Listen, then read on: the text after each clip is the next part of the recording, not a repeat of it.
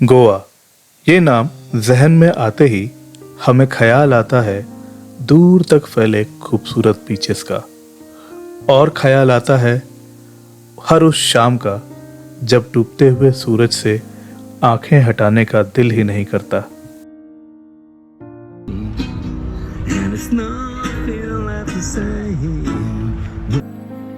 समंदर के अलावा भी यहाँ बहुत कुछ ऐसा है जो गोवा को खास बनाता है।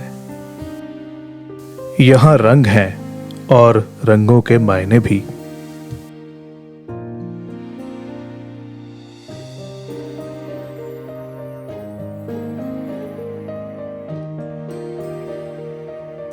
यहाँ रात के जश्न का शोरगुल है जो एक बार शुरू हुआ तो रात के खत्म होने पर ही थमता है।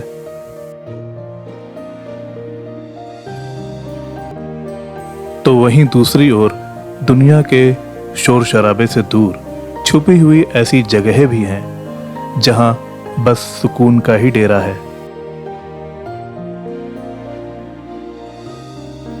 हेलो व्यूअर्स, मैं हूं आपका दोस्त अमित और मैं हूँ समीक्षा। हमारी पिछली गोवा ट्रिप को अभी बस 3 महीने ही हुए थे कि हम फिर दोबारा गोवा पहुंच गए। वैसे हम हर साल गोवा नवंबर में आते हैं क्योंकि नवंबर में समीक्षा का बर्थडे होता है और समीक्षा को पसंद है कि उसका बर्थडे गोवा में सेलिब्रेट किया जाए। पर इस बार हम फरवरी में भी गोवा में हैं क्योंकि फरवरी में भी हमारे लिए एक बहुत ही खास ओकेजन होता है और वो है हमारी मैरिज एनिवर्सरी। और इस बार हमने स्टे किया है अंजुना बीच के पास एक होटल में जिसका नाम है रेड सी बीच रिसोर्ट। ये होटल काफ़ी कंफर्टेबल था और यहाँ की जो सबसे अच्छी बात मुझे लगी, ये देखिए जो छत पे टेराकोटा टाइल्स हैं, ये मुझे काफ़ी खूबसूरत लग रहे थे। इससे बड़ा एक लेड बैक सा लुक आ रहा था। और हाँ, ऐसी छत देख के मुझे अपने गांव की याद आ जाती है।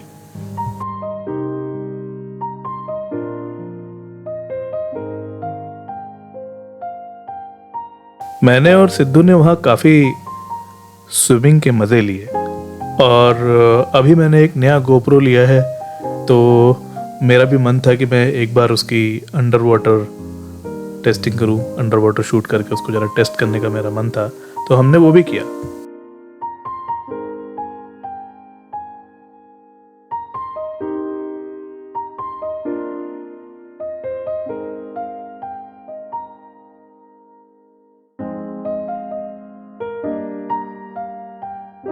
हमारे स्विमिंग करते करते वहाँ होटल के कुछ और गेस्ट्स भी आ गए। उनसे बातचीत करके पता चला कि ये सभी लोग इजराइल से थे। हमारी पिछली ट्रिप में भी हमें काफ़ी इजरायली मिले थे हमें वहाँ साउथ गोवा में। ये है पारा रोड जो कि 2016 तक सिर्फ एक मामूली सी सड़क थी और फिर एक दिन यहाँ आलिया भट्ट और शाहरुख खान ने डियर जिंदगी मूवी की शूटिंग के दौरान चलाई साइकिल और ये सड़क एक मामूली सड़क से बन गई एक must visit place in Goa. और यहाँ अभी आपको जितने भी लोग दिख रहे हैं ये सब यहाँ सिर्फ इसीलिए आए हैं ताकि इस सड़क पर अपने कुछ मोमेंट्स कैमरे में कैप्चर कर सकें। पर यह सड़क थी तो पहले से ही खूबसूरत, तभी तो इसे मूवी में भी कंसिडर किया गया। ज़रा देखिए, यहाँ सड़क के दोनों तरफ नारियल के पेड़ कितने सिमेट्रिकल वे में झुके हुए हैं। और उस दिन हमारी गाड़ी में रेडियो में ये डिस्कशन भी चल रहा था कि मूवीज़ कैसे किसी किसी जगह को बहुत ही पॉपुलर बना देती हैं। जैसे कि दिल चाहता है मूवी के बाद गोवा टूरिज़्म काफ़ी बढ़ा और ज़िंदगी न मिलेगी दोबारा के बाद स्पेन के प्रति लोगों के मन में काफ़ी क्रेज़ आया और डियर जिंदगी के बाद देखिए पारा रोड कितना फेमस हो गया। इस जगह पे हम कार के बजाय अगर साइकिल से आते तो बहुत मज़ा आता। गोवा की कैपिटल पंजिम में ये इलाका है फाउंटेन हैज़ का और ये जो इमारत आप देख रहे हैं ये है आर्क बिशप्स पैलेस, यानी कि यहाँ पर गोवा के आर्क बिशप रहते हैं। हम इसके अंदर नहीं गए, पर यह बिल्डिंग हमें काफ़ी खूबसूरत लगी, तो हमने इसे बाहर से ही अपने कैमरे में कैप्चर कर लिया। फाउंटेन हेड्स तो हम कुछ और ही देखने आए थे।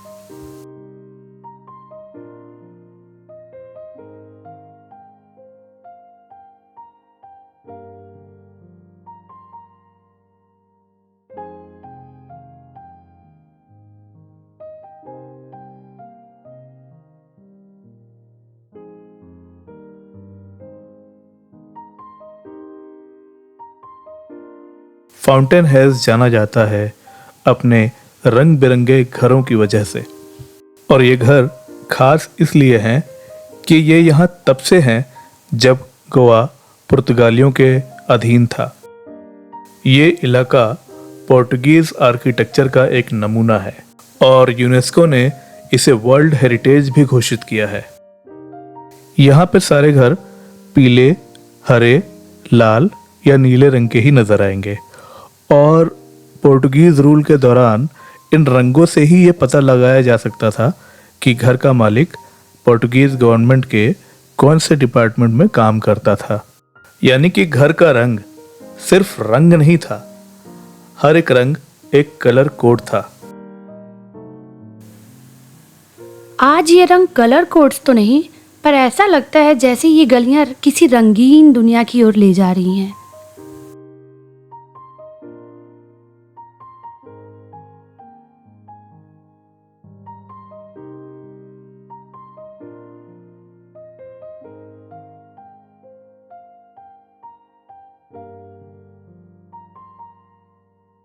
यहाँ इन गलियों में आपको काफ़ी अच्छे रेस्टोरेंट्स भी मिल जाएंगे, जो कि इन्हीं हेरिटेज बिल्डिंग्स के अंदर बिना इनका स्वरूप बिगाड़े बनाए गए हैं। तो हम ऐसे ही एक रेस्टोरेंट में गए जो कि एक हेरिटेज हाउस के अंदर बना हुआ था, और इस रेस्टोरेंट का नाम है वीवा।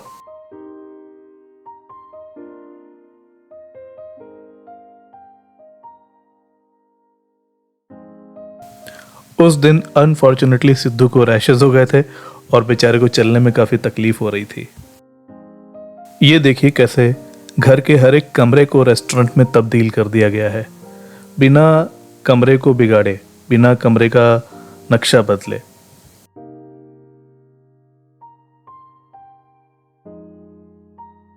नीचे वाले कमरे फुल थे, तो हमें ऊपर वाले कमरे में बैठने की जगह मिली।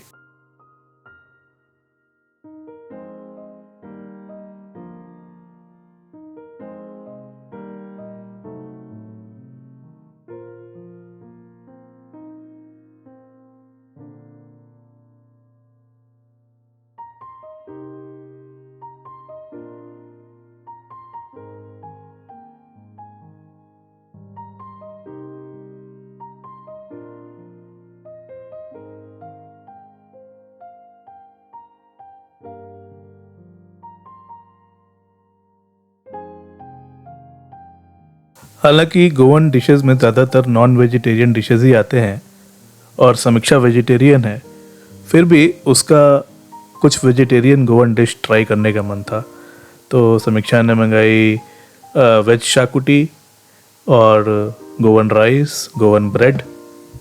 गोवन पाव मैं बहुत दिनों से सोच रही थी खाने को, तो इसलिए मैंने ट्राई किया और इसका टेस्ट काफ़ी अच्छा है, थोड़ा डिफरेंट है पर मुझे पसंद है।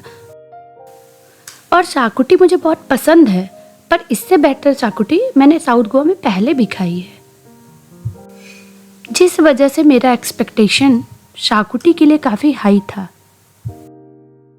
और रही बात सिद्धू की, तो गोवा आने के बाद वो सिर्फ फिश, क्रैब या कोई और सी फूड ही खाता है, तो उसको तो वेज पूछना बेकार ही है। स्क्रीन पे खाते हुए मैं दिख रही हूँ, इसका मतलब बिल्कुल ये नहीं है कि सिर्फ मैं खा रही हूँ। मैं दिख इसलिए रही हूँ क्योंकि मैं कैमरे के सामने हूँ, और कैमरे के पीछे अमित भी उतना ही खाते हैं जितना मैं खाती हूँ, या मुझसे ज़्यादा भी खा लेते हैं।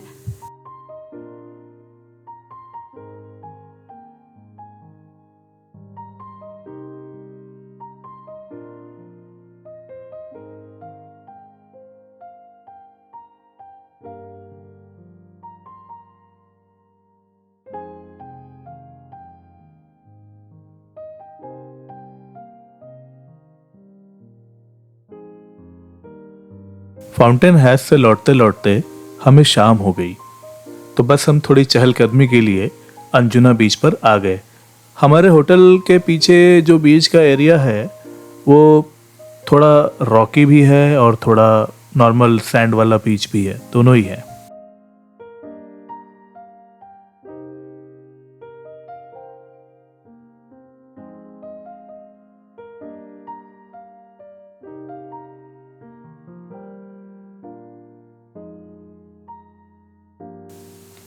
साउथ गोवा मुझे बहुत पसंद है, लेकिन नॉर्थ गोवा की भी अपनी एक अलग ही वाइब है।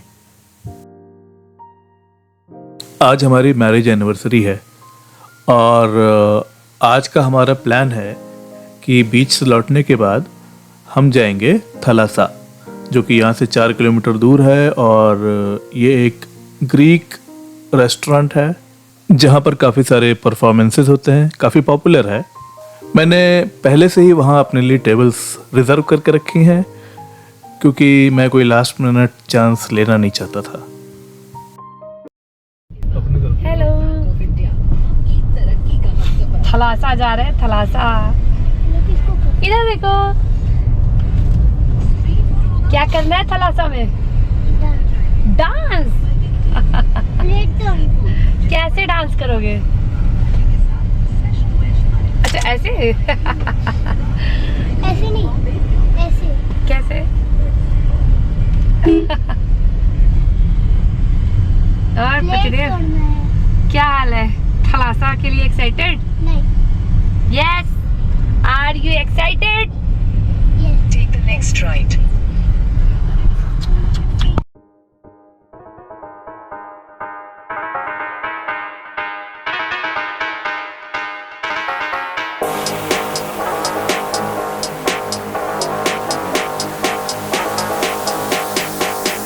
Please stop.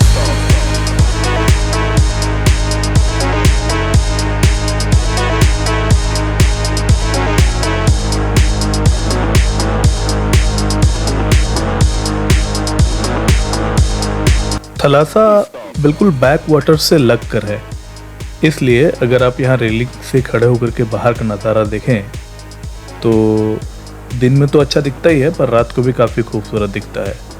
और ऐसे खूबसूरत नज़ारे में ऐसा खूबसूरत कोई साथी हो तब तो फिर बात ही क्या है। समीक्षा और मुझे मिले वैसे तो 21 साल हो गए, पर आज हम अपनी शादी की 18वीं सालगिरह सेलिब्रेट कर रहे हैं। थलासा में पार्टी का अच्छा माहौल तो है ही, पर साथ में यहाँ हमने जो कुछ भी खाया उसका टेस्ट भी हमें काफ़ी अच्छा लगा।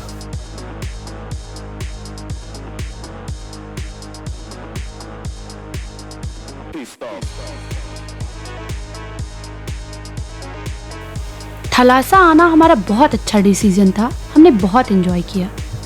खाने के साथ हमने थोड़ा सा बार्ली जूस भी ट्राई किया, क्योंकि गोवा आने के बाद बार्ली जूस ट्राई करना थोड़ा अनिवार्य हो जाता है, क्योंकि उसके बिना आपका मूड बनेगा नहीं।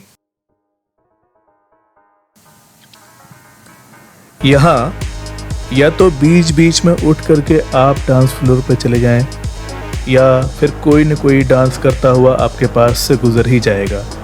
कुल मिलाकर के बात यह है कि अगर आप यहाँ आए हैं तो आपको बोर होने नहीं दिया जाएगा।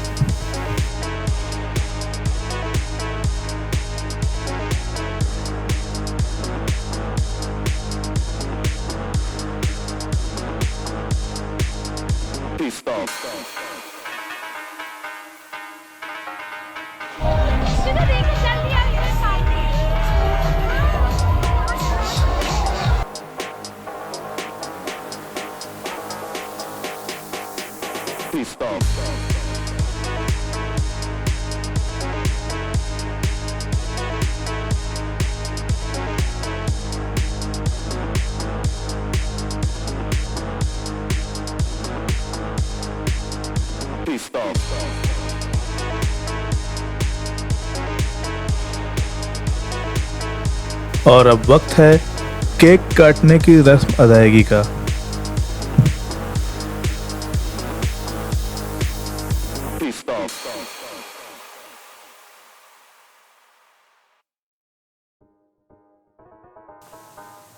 ऐसा लगता ही नहीं कि हमारी शादी को 18 इयर्स हो गए हैं। ऐसा लगता है जैसे अभी कुछ साल पहले की ही बात तो है।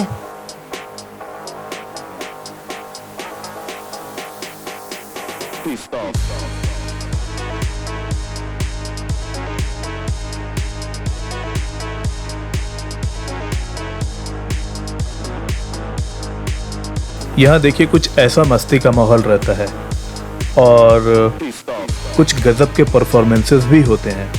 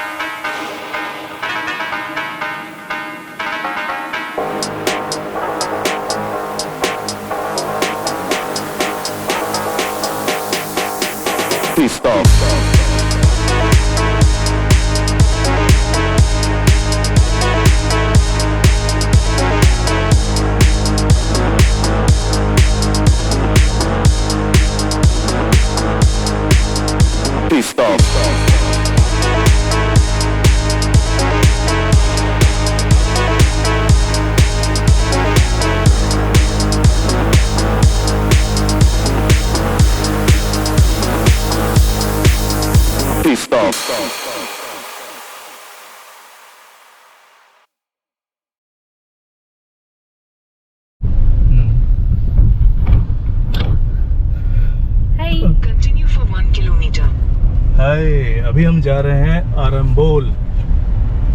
वहाँ पर हम Sweet बीच water पर lake। हाँ बीच पर घूमेंगे और फिर वहाँ पर एक पास में एक स्वीट वाटर लेक है जहाँ पर हम जाएंगे। पिछली बार हम जब आए थे आरंबोल तो हमने स्वीट वाटर लेक कवर नहीं किया था। आज हम स्वीट वाटर लेक भी जाएंगे। Yes.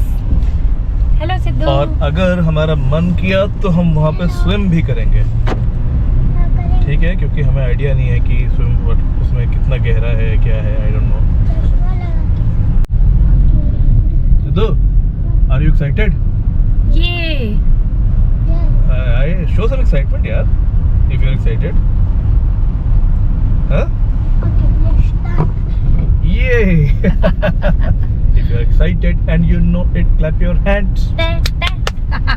Take the next right at Stako Junction onto Anjuna Mapusa Road.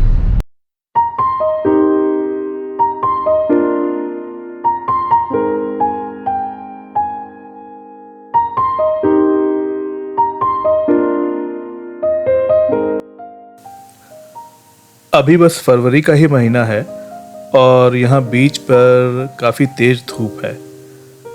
कोई भीड़ भाड़ भी कुछ खास नज़र नहीं आ रही है क्योंकि ज़्यादातर लोग यहाँ पर देखिए बेंचेस लगे हुए हैं, यहाँ पर ज़्यादातर लोग रेस्ट कर रहे हैं। थोड़ी देर हम भी किसी बेंच पर ऐसे ही बैठेंगे, थोड़ा रेस्ट करेंगे, फिर आगे चलेंगे।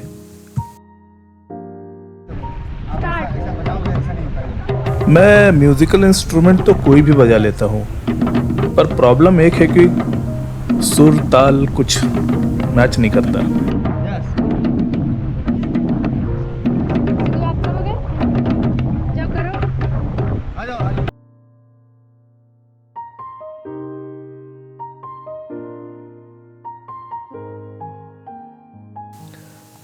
जब हम नवंबर में यहाँ आए थे तो हमने आरंबोल बीच के लिए एक पूरा वीडियो आरंबोल के लिए बनाया था और उस समय काफ़ी सारे फॉरेनर्स यहाँ बीच पर नज़र आ रहे थे क्योंकि जब हम आए तो लगभग शाम होने वाली थी, सनसेट का टाइम था। अभी दोपहर है तो लोग ज़्यादातर आराम कर रहे हैं, नज़र नहीं आ रहे हैं। पर आरंबोल बीच की एक ख़ास बात यह है कि यहाँ पर काफ़ी सारे रशियंस, इजरायलीज आकर के यहाँ टिकते हैं। आपको यहाँ थोड़ा हिप्पी कल्चर देखने को मिलेगा। अगर थोड़ा ठंडा मौसम रहे, यानी कि जैसे अभी शाम हो जाए और आप यहाँ पर आएँ तो आपको यहाँ पर काफ़ी सारे फॉरेनर्स कुछ न कुछ एक्टिविटी करते हुए नज़र आएंगे। आरंबोल बीच को रशियन बीच भी कहा जाता है और वो इसीलिए कहा जाता है कि यहाँ रशियंस आते हैं तो काफ़ी लंबे समय के लिए रुकते भी हैं।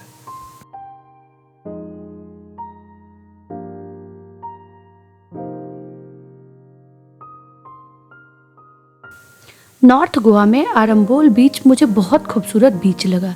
इसकी अलग ही ब्यूटी है।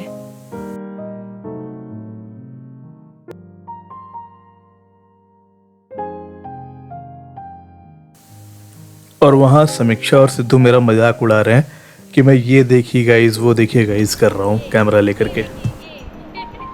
ये देखिए, ये देखिए, ये देखिए, ये देखिए, ये देखिए, ये देखिए, ये देखिए।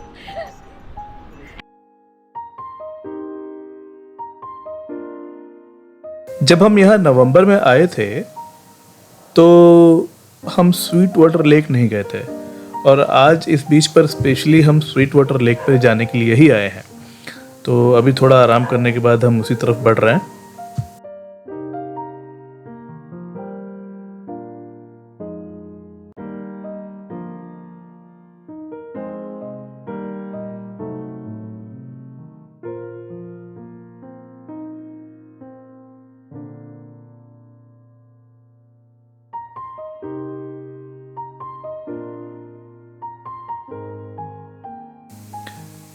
यहाँ सामने जो सीढ़ी दिख रही है ये बेसिकली क्लिफ से लग करके एक मार्केट है। क्लिफ यानी कि वो जो छोटी सी पहाड़ी है उससे लग करके एक मार्केट है, पहाड़ी के बिल्कुल किनारे किनारे किनारे किनारे। और हमें इसी में से होकर के बीच के अदर साइड पे जाना है जहाँ पर हमें मिलेगा स्वीट वाटर लेक। मैंने स्वीट वाटर लेक के बारे में इंटरनेट पे पढ़ा तो मुझे पता चला कि बेसिकली ये कोई लेक नहीं है, एक नदी है जो कि समुद्र में मिलती है, और समुद्र के पास आकर के उसका थोड़ा पानी साइड में इकट्ठा हो जाता है जो एक लेक का रूप ले लेता है, और उसमें लोग आसानी से तैरते हैं। और बिल्कुल बीच के किनारे में ही एक तरफ खारा पानी है समुद्र में और दूसरी तरफ मीठा पानी है। ये कमाल की बात है। और ये जो समीक्षा के साथ आ रही है इनका नाम है लतीशा, जो कि आज ही फ्रांस से आई है, और ये हमसे रास्ता पूछ रही थी स्वीट वाटर लेक का। इनको पता नहीं था और बात करते करते ये हमारे साथ ही यहाँ पर आ भी गई।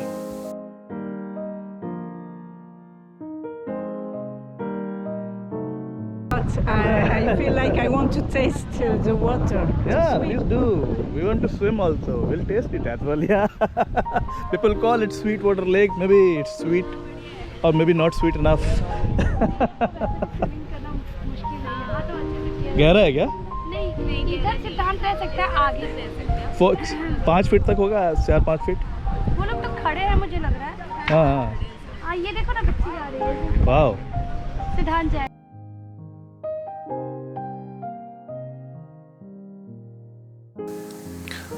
सचमुच में यहाँ पहुँचने के बाद तो ऐसा लग रहा था कि किसी होटल के स्विमिंग पूल से तो ये प्लेस फार फार बेटर है। शुरू में सिद्धू थोड़ा डर रहा था क्योंकि ऐसी जगह पे वो पहली बार आया था और उसे अंदाज़ा नहीं लग रहा था कि आगे पानी कितना गहरा होगा।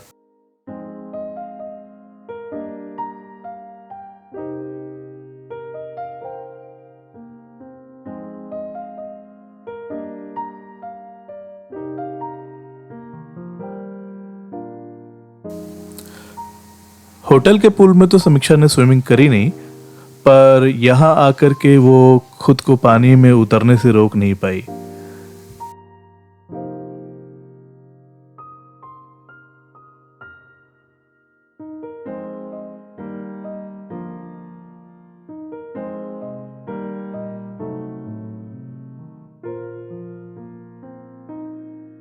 लतीशा भी हमारे आसपास ही तैरती रहीं और हमें बता रही थी कि वहाँ उनको यहाँ आकर के बहुत अच्छा लग रहा था, और उन्होंने ये एक्सपेक्ट भी नहीं किया था कि समुद्र के ठीक सामने सिर्फ कुछ फीट की दूरी पर ही एक ऐसा स्वीट वाटर लेक होगा, और जहाँ पर कि सचमुच में तैर के इतना मज़ा आएगा।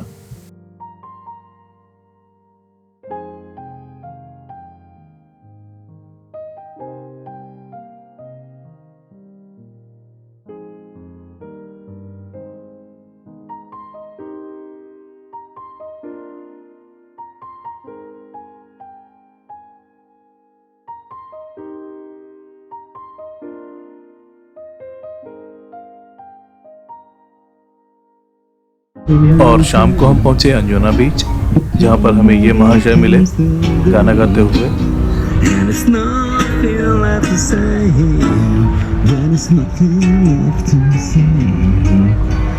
Something's wrong. Something's wrong. Hey, tonight you kill me with your smile.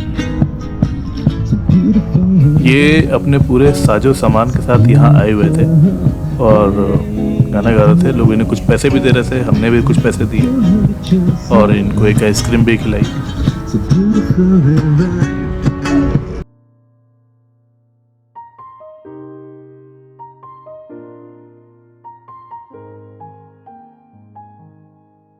Anjuna बीच पे मैंने एक बात नोटिस की कि यहाँ ज़्यादातर समंदर का पानी शैक्स के काफ़ी नज़दीक ही रहता है, क्योंकि अक्सर हम साउथ गोवा जाते हैं पालोलेम में और वहाँ शैक्स से काफ़ी दूर रहता है समंदर का पानी जब तक कि बहुत हाई टाइड ना हो।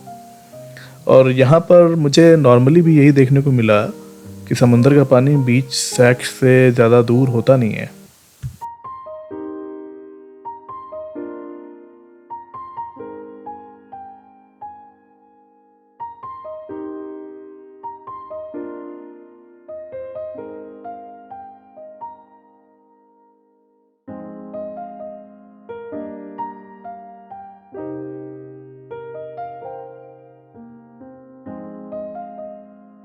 और डिनर के लिए कोई अच्छी सी जगह ढूंढते ढूंढते हम पहुंचे एक बीच साइड रेस्टोरेंट में जिसका नाम है गुरु।